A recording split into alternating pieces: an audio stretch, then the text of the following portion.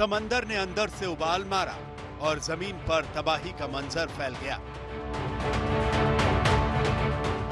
जमाने बाद अरब सागर में बने एक चक्रवाती तूफान का कहर कैसा था, इसको ये जहाज बता रहा है। अरब सागर में उठी तेज हवाओं के सामने हजारों टन वाले भारी भरकम जहाज के भी पांव उखड़ने लगे। रत्नागिरी में तेज हवाओं में सब कुछ बिखर गया। छत मानो हवाओं के साथ बहने के लिए मजबूर हो गई। इस मकान का ऊपरी हिस्सा ताश के पत्तों की तरह बिखरने लगा। लेकिन ये तूफान सबसे पहले टकराया रायगढ़ के मुरुड जंजीरा में।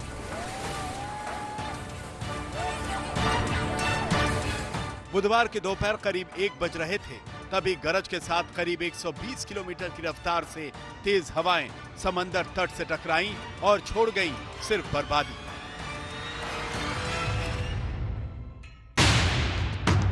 करीब 2 घंटे तक तूफानी हवाएं यहां कोहराम मचाती रहीं। इसके साथ ही यहां बारिश भी शुरू हो गई। तेज हवाओं और बारिश के साथ कई जगहों पर पेड़ टूटकर गिर गए।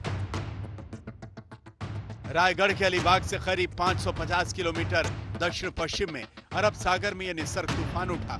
यहां से उसका लैंडफॉल सबसे पहले मुरुड जंजीरा में, फिर दूसरे समुद्री किनारे इसकी चपेट में आते गए। दोपहर 1 बजे से शाम 5 बजे तक तूफानी रफ्तार से चक्रवाती तूफान गरजता बरसता रहा। शाम 5 बजे के बाद हालात थोड़े सामान्य होने लगे, जब हवाओं की चाल मध्यम हुई। जो बारिश का सिलसिला इवन देर रात तक, रात को 11:30-12 बजे तक चलता जाएगा। इसके बाद स्लोली पुणे जिला के लिए बारिश धीरे धीरे कम होता हुआ नजर आएगा।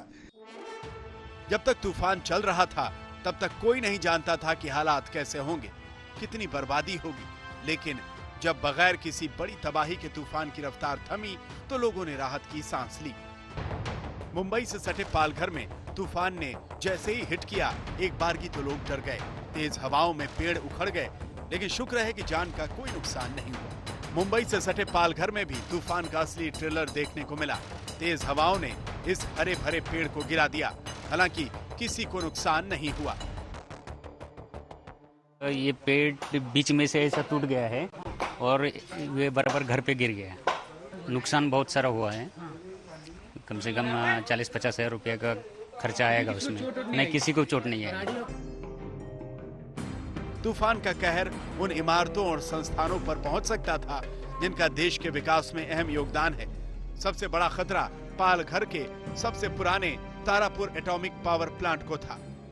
इस प्लांट को नुकसान पहुंचाने का असर बिजली सप्लाई पर हो सकता था। रायगढ़ में पावर, पेट्रोलियम, केमिकल्स और दूसरी कई अहम इंडस्ट्रीज हैं। वैसे 129 साल बाद आया तूफान बहुत बड़ी मुसीबत का सबब बन सकता था, लेकिन तूफान की रफ्तार कई जगहों पर समंदर के किनारे आते आते धीमी हो गई। इससे एक बड़ी मुसीबत से मुंबई और महाराष्ट्र बच गए।